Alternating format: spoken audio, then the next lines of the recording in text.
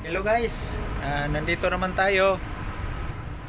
Konting share ko lang din sa inyo. Ito siya yung wall niya. Yan.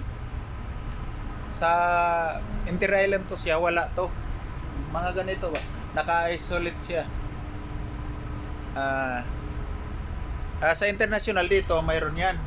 Ito, ganito. Mayroon talaga ito. Kada room siya, mayroon. Kada room. Kahit sa room, lahat dito, part lang rin sa engine. Tapos, alam nyo ba kung bakit mayroong ganito? In case nga emergency, magkaroon ng sunog, ito siya, hindi to sana nasusunog.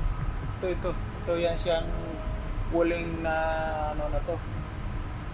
Ito. Nakakuan talaga to sa sunog design. Pag magkaroon ng kabilang sunog sa kabila, pati kabilang kwarto, hanggang doon lang siya. Di hanggang doon lang, pero hindi makarating ang sunog dito. Kasi meron siya dito. Maganda talaga pag may ganito. Kaya tayo, kung may mga barko tayo, dapat ano rin tayong ganito. Sa Interland, lalo na sa Inter Island ha. Okay, thank you.